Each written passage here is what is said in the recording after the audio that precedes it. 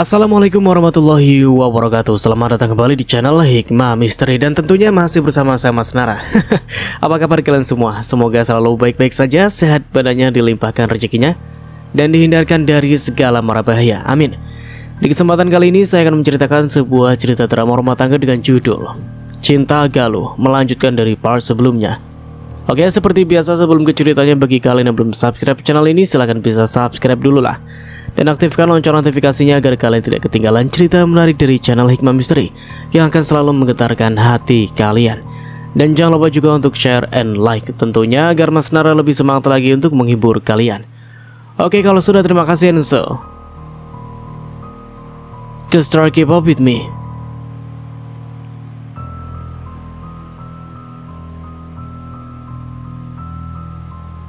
Teriak Galuh membuat beberapa orang mulai memperhatikannya. Cukup, jangan buat keributan di sini, bentak Satria. Hal itu sukses membuat pelupuk mata Galuh mengembun. Galuh merasa dipermalukan dan langsung berlari pergi meninggalkan Satria dan Ambar. Melihat hal itu, Satria kembali merasa bersalah. Kenapa kau lakukan itu? Tanya Satria pada Ambar. Ya, itu faktanya kan? Jangan bohongi keluargamu. Ini bukan dirimu. Kalaupun kau sepakat dengan niatnya, bukan berarti kamu harus mengikuti caranya. Ambar memberi penekanan di akhir kalimatnya. Satria tak bisa menjawab. Dia berlalu pergi meninggalkan Ambar. Sudah beberapa menit sejak Galuh berlari pergi dari gadis itu, tidak tahu jalanan di kota ini. Satria berusaha mencari Galuh. Dia mulai menoleh ke kanan dan ke kiri, mencari sosok istrinya itu. Namun dia tidak menemukan petunjuk apapun. Satria mulai putus asa. Meski begitu, dia terus berjalan mencari Galuh. Cukup, ambil ini. Satria mendengar suara yang cukup dikenalnya berteriak. Tanpa pikir panjang, dia segera mendekati sumber suara. Terlihat Galuh melucuti perhiasannya. Lalu dia berikan pada dua pria yang memakai jaket hitam. Satria hendak mendekat sampai dilihatnya seorang nenek menangis tergugu di sebelah Galuh. Pergi. Itu sudah lebih dari cukup untuk membayar hutang nenek ini, ucap Galuh mengusir pria itu. Ingat ya, jangan pernah lakukan ini lagi pada siapapun, atau aku akan membuatmu menginap di hotel Prodeo, ancam Galuh tampak sangat berani. Kedua pria itu segera berlalu pergi. Selanjutnya Galuh mengambil kembali keranjang milik sang nenek. Dia mengumpulkan beberapa buah salak ke dalam keranjang. Nenek jangan takut ya. Mereka tak boleh bersikap kasar meskipun nenek berutang padanya, hibur Galuh mengusap pundak sang nenek. Terima kasih nak, kau sangat baik, ucap sang nenek diselai isak tangisnya. Galuh kembali membantu memunguti buah salak yang berserakan. Dia bekerja begitu cepat hingga tangannya terluka karena duri buah itu. Aduh, pekik Galuh. Melihat hal itu, Satria berlari mendekat. Dia meraih tangan Galuh dan membersihkannya, lalu memasukkan jemari Galuh ke mulutnya. Satria berusaha menghentikan darah yang mengalir. Galuh pun terkesima. Tanpa banyak bicara, Galuh dan Satria pulang ke rumah. Mereka tak banyak bicara. Sejujurnya Satria merasakan getaran aneh dalam hatinya. Ada rasa kagum yang tak terungkapkan. Dia tak menyangka, di balik sikap ceroboh istrinya ada hati yang begitu tulus. Tidak semua orang berani melakukan hal seperti itu. Bahkan tanpa pikir panjang, Galuh melucuti perhiasannya. Di sisi lain, Galuh merasa kehangatan di ujung jarinya yang terluka itu menjalar ke seluruh tubuh, seperti mengikuti aliran darahnya. Ada sesuatu yang tumbuh di hatinya. Saat ini Galuh merasa ingin melingkarkan kedua tangannya pada pinggang Satria. 1 jam perjalanan dari kota ke rumah mereka terasa sangat singkat. Tak terasa mereka telah memasuki halaman rumah Wijaya. Galuh turun lebih dulu, sementara Satria masih memarkir motornya. Tiba-tiba terdengar suara helm membentur lantai. Galuh berdiri terpaku di depan pintu. Melihat hal itu, Satria segera mendekati istrinya untuk mengetahui apa yang terjadi. Seluruh keluarga berkumpul di ruang tamu. Semua memandang kecewa pada pasangan yang baru datang. Ada amarah yang tertahan dari setiap mata. Namun semua terjawab saat manik mata Satria menangkap sosok Ambar di salah satu sudut ruangan. "Assalamualaikum," sapa Satria memberi salam. Dia tahu ada yang tidak beres, tetapi masih berharap semua baik-baik saja. Akan tetapi tak mendapat jawaban. Hening sekali. "Ada acara apa? Kok semua berkumpul?" tanya Galuh memecah keheningan.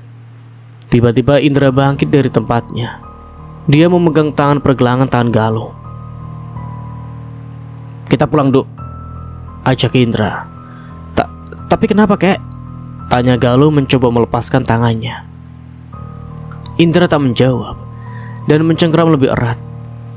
Panji bangkit dari tempat duduknya. Dia mengambil koper Galuh yang sudah disiapkan di dekat pintu. Panji berjalan ke arah Galuh dan menggenggam tangan Galuh yang lain. "Ayo pulang," ucap Panji tegas. "Ada apa, Om?" Tak mendapat jawaban, Galuh merasa tangannya ditarik kasar oleh Panji hingga cengkeraman Indra terlepas. "Galuh mau di sini," pinta Galuh dengan mata mengembun. Bibirnya mulai bergetar dan memohon. "Tidak, kita harus pulang," paksa Panji menarik lebih kuat. "Aku nggak mau, Om, kek." Kali ini dia menoleh ke arah Indra setengah memohon. Dia terus berusaha melepaskan tangannya. "Apa belum cukup kau buat malu keluarga ini? Hah?" Bentak Panji sukses membuat Galuh diam dan buliran bening turun ke pipinya. Panji kembali menarik paksa tangan Galuh. "Aduh, sakit, Om," rintih Galuh. "Mas, tunggu, Mas," cegah Satria berusaha membantu Galuh. "Satria, biarkan dia pergi," teriak Adi bangkit dari tempatnya. "Gadis seperti dia gak pantas jadi menantu keluarga ini.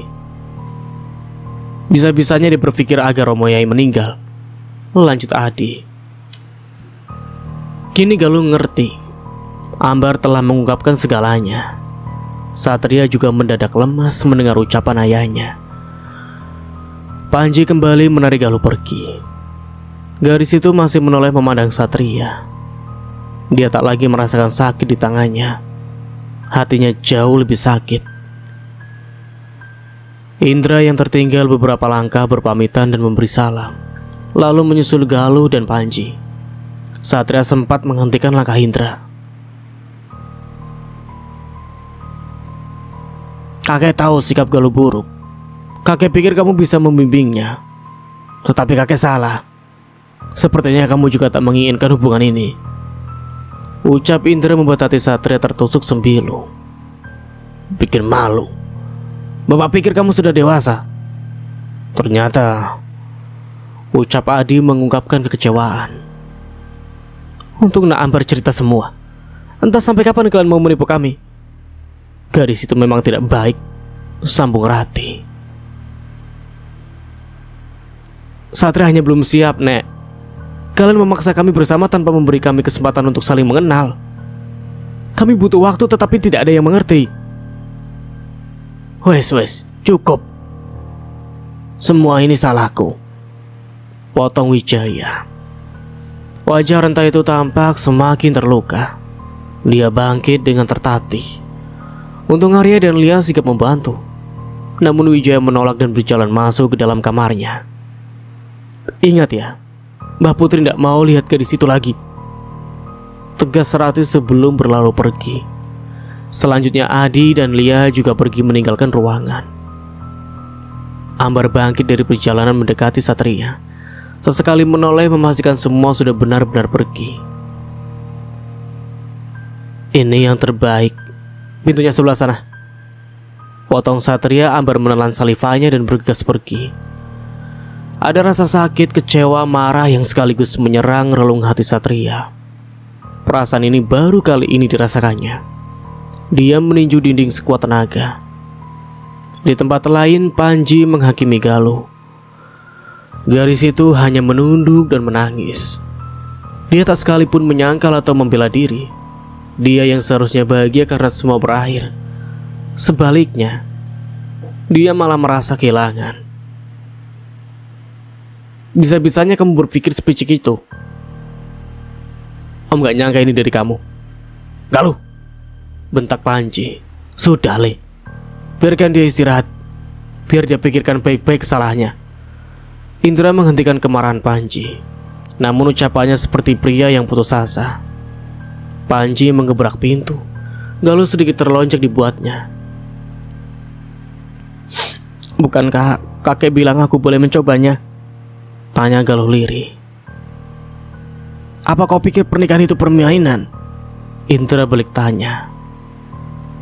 Tapi waktu itu kakek bilang untuk lebih mengenal Satria.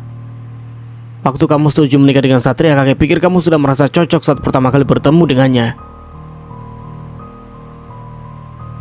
Karena aku pikir Arya itu Satria. Ternyata, apa kalau Arya yang jadi Satria kamu gak bakal bikin kesepakatan itu? Indra kembali memotong kalimat Galuh. Kali ini tatapan tajam diarahkan pada cucu pertamanya. Galuh tak sanggup menjawab. Entah itu Satria atau Arya, dari awal niatnya hanya untuk menggagalkan perjodohan itu. Jadi Galuh tak punya jawaban lain. Terlalu memalukan mengakui rencana buruknya di saat seperti ini. Indra mengerti maksud Galuh. Dia memang tak mengharap lebih dari cucunya. Pria tua itu berlalu pergi meninggalkan Galuh. Meski sempat terlihat di sudut matanya sang cucu seperti ingin menghentikannya.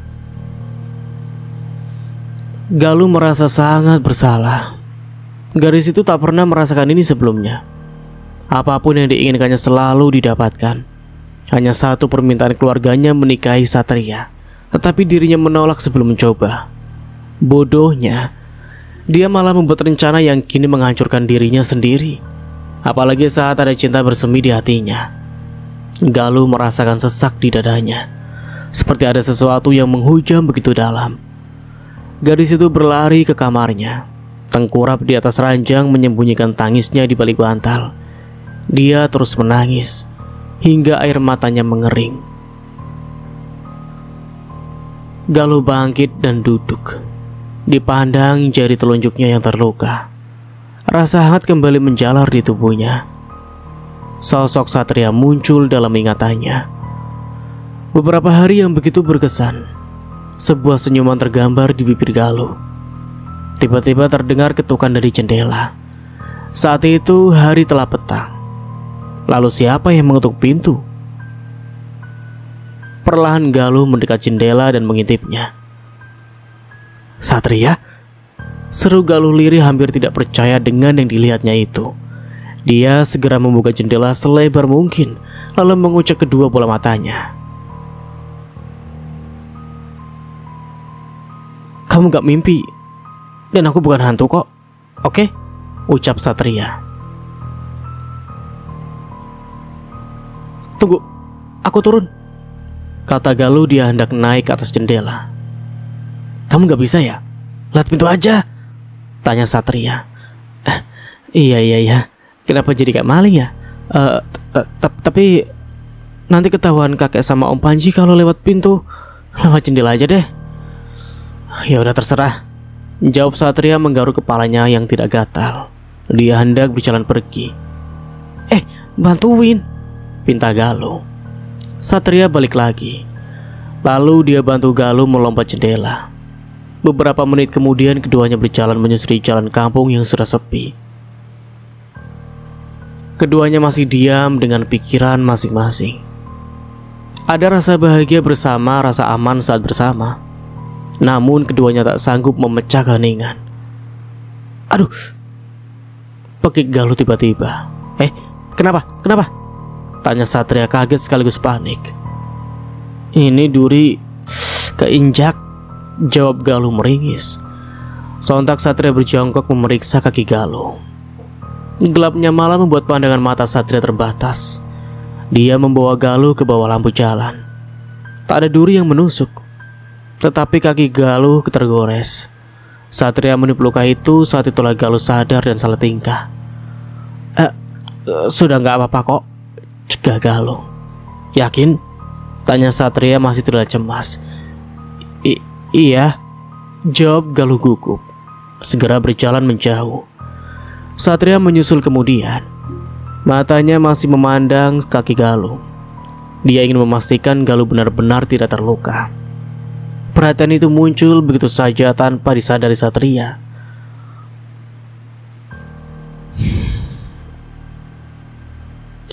Ada apa kamu menemuiku? Tanya Galuh mengalihkan fokus Satria. Hah? Pria tampan di sebelahnya itu seperti lupa akan tujuannya. Tidak. Aku cuma ingin tahu apa yang akan kita lakukan selanjutnya. Lanjut Satria. Dari awal memang ini yang kita inginkan kan? Jadi anggap saja kita sudah berhasil. Jawab Galuh berusaha tersenyum. Kamu baik-baik saja? Tanya Satria menatap dalam ke arah bola mata Galuh. Kakiku sudah lebih baik, hanya tergores. Jawab Galuh menghindar. Satria menangkupkan kedua tangannya ke pipi Galuh, menahan wajah gadis itu agar tatapan keduanya bertemu. Apa kau akan baik-baik saja? Tanya Satria lagi, membuat dada Galuh berdebar. Ya, tentu saja. Jawab Galuh mengibaskan tangan Satria dan berjalan cepat meninggalkan pria itu di belakangnya. Suara petir mengejutkan keduanya. Satria segera menyusul langkah Galuh. Sebaiknya kita pulang. Sebentar lagi hujan, ajak Satria. Aku gak mau. Kamu pulang aja sendiri. Jawab Galuh ketus. Ada rasa nyaman saat bersama sang suami. Namun ia gengsi untuk mengungkapkannya. Ya udah aku pulang. Goda Satria yang mulai paham dengan tingkah wanita. Mulut bilang gak suka, tetapi di hatinya berbeda. Mendengar hal itu Galuh merasa sewot. Gadis itu merasa sang suami tidak peka. Padahal dia tidak tahu jika Satria hanya menggodanya. Bukannya menjawab Galuh malah berjalan cepat tanpa menoleh ke arah sang suami, membuat Satria gemas. Namun tiba-tiba Satria terkejut saat dari arah kanan mobil melaju dengan cepatnya. Awas Galuh! Teriak Satria sambil kencang berlari mencoba menyelamatkan Galuh. Brak! Galuh terjungkal di sisi jalan. Bukan karena hantaman mobil tadi, melainkan didorong Satria. Justru Satria lah yang tertabrak mobil itu hingga terpental jauh. Satria! Teriak Galuh. Seketika dia terbangun dari tidurnya. Nafas Galuh terengah-engah. Ia sadar tadi hanya mimpi. Ada rasa takut kehilangan sosok laki-laki yang beberapa hari ini mengusik hatinya. Di luar hujan turun dengan derasnya. Beberapa hari ini memang sering hujan lebat di desa itu. Di tempat lain, Satria merasakan hal yang sama. Dia hanya menatap tempat tidurnya. Beberapa waktu lalu seorang gadis mengisi ranjangnya. Sekarang tempat itu kosong, bersama dengan hatinya yang menghilang. Galuh berhasil mencuri hatinya. Ia merasakan rindu yang hebat saat sang istri tak lagi di sampingnya. Ia terlambat menyadari semuanya. Pun juga dengan Galuh. Sudah beberapa hari ini dia hanya berdiam diri di kamar, terngiang dalam kepalanya saat-saat bersama sang suami. Meski sangat singkat dan konyol, tapi ia baru sadar ada cinta yang tumbuh di setiap waktunya. Sinar Baskoro menerobos melalui celah jendela, membuat terjaga seorang gadis di kamarnya. Dia masih enggan membuka mata hingga terdengar suara orang yang dikenalnya.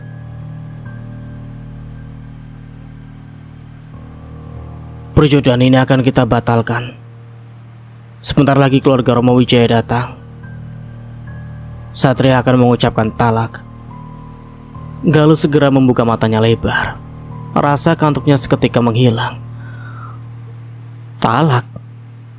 Gadis itu segera bangkit dari ranjang, mencari sumber suara.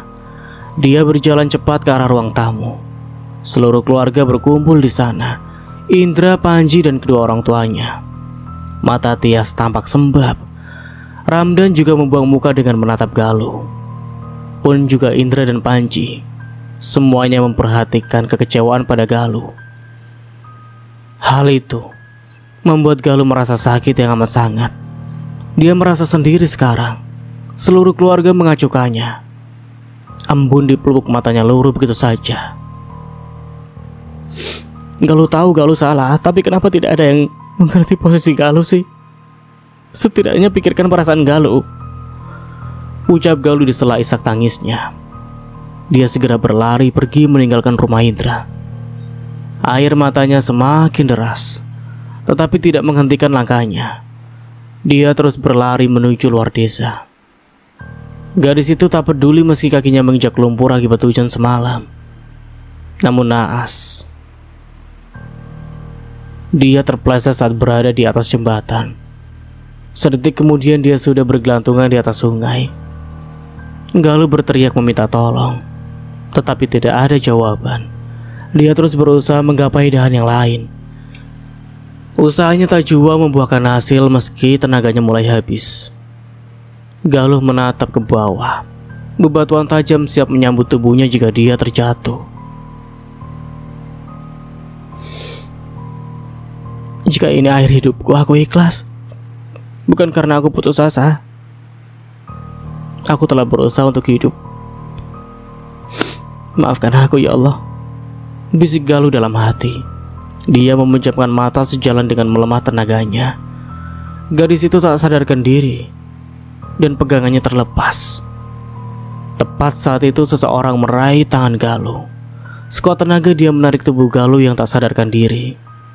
Iya, dia adalah Satria. Sentakan dan tarikan tangan Satria akhirnya membuat Galuh sadar dari pingsannya. Satria, aku senang kau datang. Setidaknya aku bisa melihatmu di akhir hidupku, ucap Galuh tersenyum melihat sosok suaminya. Diamlah, kau harus selamat, potong Satria masih terus berusaha. Tidak, dengarkan aku. Aku tak tahu apa ini cinta, tapi aku tidak mau bercerai denganmu. Setidaknya saat aku mati, aku masih seorang istri, bukan janda. Jangan bodoh. Aku tak akan melepaskanmu. Kita hidup bersama, atau biarlah kita jatuh bersama, ucap Satria. Kata-kata keduanya seperti memberikan kekuatan lebih pada diri masing-masing. Satria mengerahkan seluruh tenaganya dan menarik kuat tangan Galuh. Usaha Satria membuahkan hasil. Dia berhasil menyelamatkan Galuh. Keduanya terjatuh di tanah. Tubuh kecil Galuh di atas badan kekar Satria. Mereka tersenyum di antara nafas yang memburu. Satria meraih tubuh Galuh dan memeluknya. Aku juga tidak ingin berpisah denganmu, bisik Satria di telinga istrinya. Hal itu membuat Galuh membalas pelukan Satria lebih erat lagi.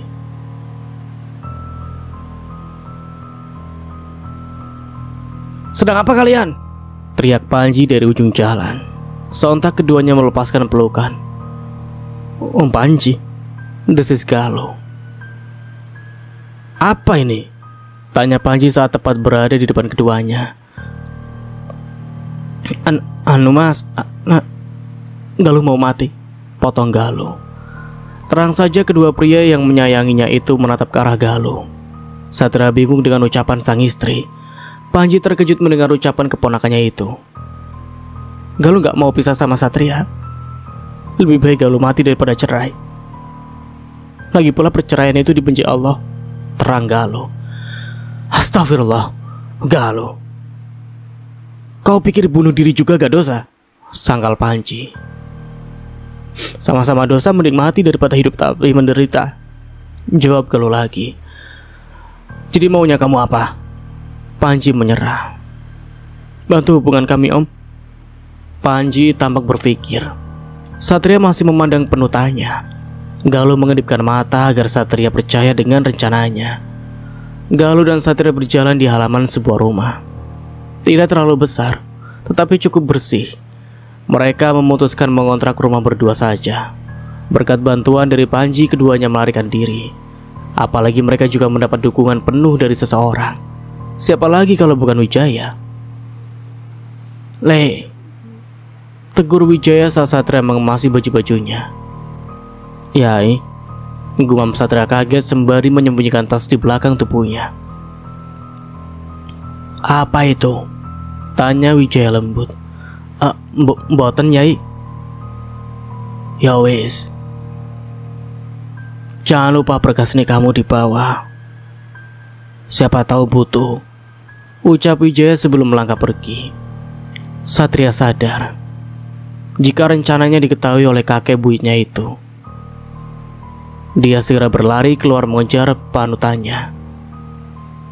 "Hei, Satria!" "Yai tahu. Pergilah. Restu Yai bersama kalian berdua.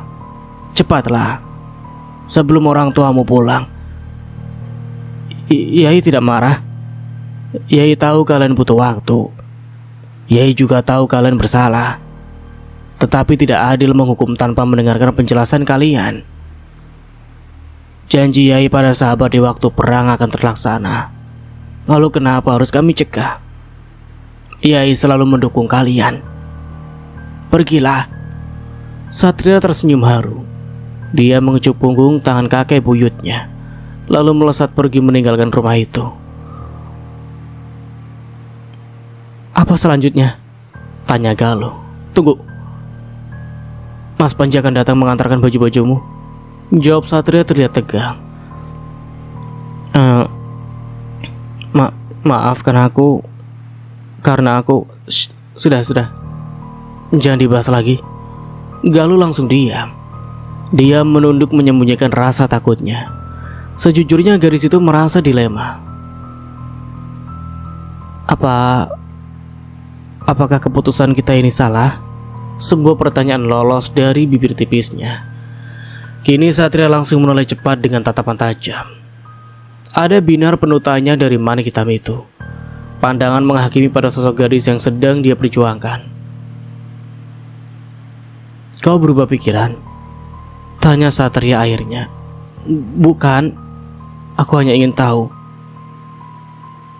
Apa kamu yakin dengan perasaanmu padaku?" Galuh malah balik bertanya. Satria yang tadi memandang tak berkedip mulai menundukkan pandangannya. Pria itu mulai memikirkan ucapan Galuh.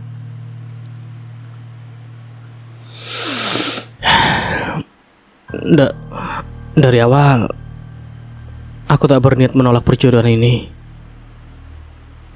Hampir sebulan bersama aku mulai terbiasa denganmu.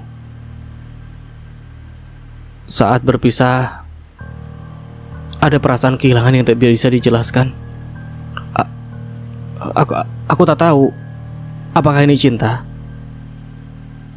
tapi aku hanya masih ingin hubungan ini berlanjut demi seluruh keluarga, terutama Yai, jelas Satria. Tak berapa lama Panji datang dengan tas ransel milik Galuh.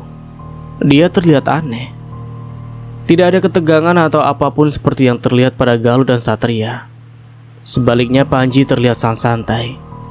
"Ingat, kalian hanya perlu bertahan sebulan. Saat pernikahan kalian sudah sah, kalian bisa kembali. Selama itu tetaplah sembunyi di kontrakan. Biar aku yang ngurus segalanya." Panji berpesan sebelum meninggalkan pasangan yang sedang dilanda dilema itu. "Mas Panji." "Iya, Mas Panji tadi telepon.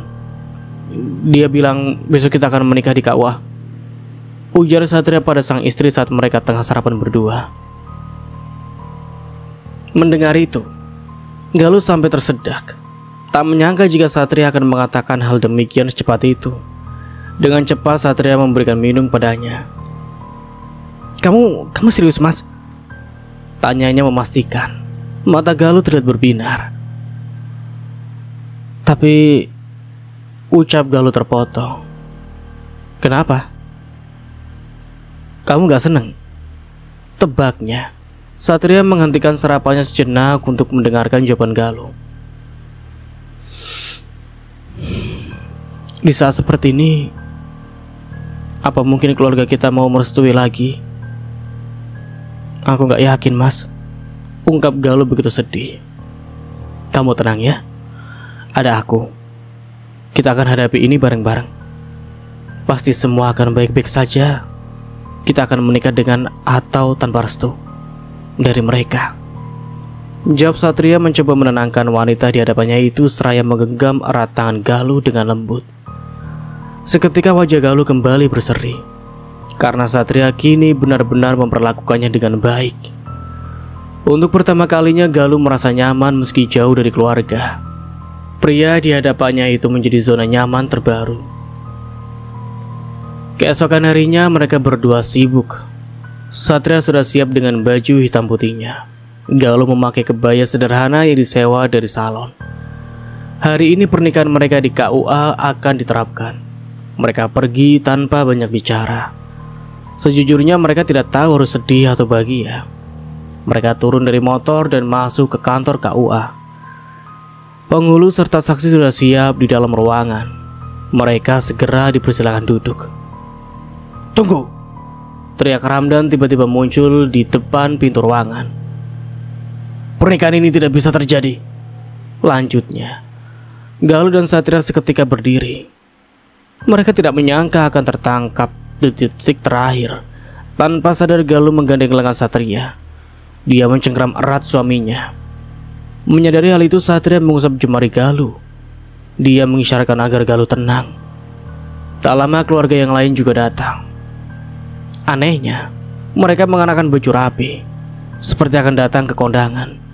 Bahkan Ambar juga ada di sana. Dia bersanding dengan Panji.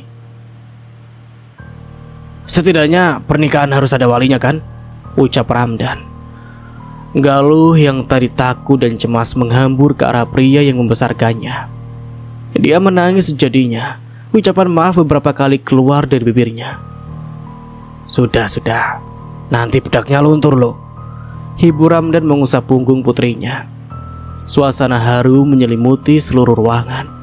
Apalagi saat Galuh hendak berlutut memohon ampun pada Wijaya, Lia, Ratih, dan Tias sampai turut menitikkan air mata. "Ih, Om Panji," rengek Galuh kesal. Panji memeluk keponakannya penuh kasih sayang. "Maafkan aku, Galuh. Aku hanya membantu Mas Panji buat nyatuin kalian," ucap Ambar. "Kamu juga?" tanya Galuh tak percaya. "Habisnya kalian terlalu sombong buat jujur pada perasaan masing-masing," kelakar Ambar. Kamu pikir apa? Aku suka sama Satria. Idih, aku udah punya Mas Panji," potong Ambar lagi. Galuh tersenyum haru. Dia tak tahu harus berkata apa. Seluruh keluarga sangat pandai bersandiwara, hingga mereka tak menyadari apapun. "Kalian ini aneh loh. Dijodohin nolak, giliran dipisahin malah kawin lari. Maunya apa toh?" Gumam Rati menggoda. Semua langsung tertawa, hanya Galuh dan Satria yang tersipu malu. Ijab kabul segera dilaksanakan. Semuanya berjalan lancar disertai senyum bahagia. Hingga kejutan besar menanti di rumah. Rupanya resepsi termegah di kampung itu telah disiapkan. Hari itu seperti mimpi bagi Galuh dan Satria. Dan cerita pun akhirnya selesai. Waduh, ceritanya selesai ya, ternyata cukup cepat juga. Cuma 3 part, tapi ini cerita yang sangat berkesan. Di situ ada unsur-unsur yang sangat menarik sekali. Dan bagaimana menurut kalian? Kalau menurut Mas Nara sih, ini sih bagus, epic banget. Tapi sayang sedikit banget. Ya seperti biasalah, ambil sisi positifnya dan buang sisi negatifnya dari cerita di atas. Dan tentunya dari Mas Nara mohon maaf bila ada salah kata atau dalam penyampaian cerita. Akhir kata, wassalamualaikum warahmatullahi wabarakatuh. Sampai jumpa di video berikutnya and see you. Bye bye.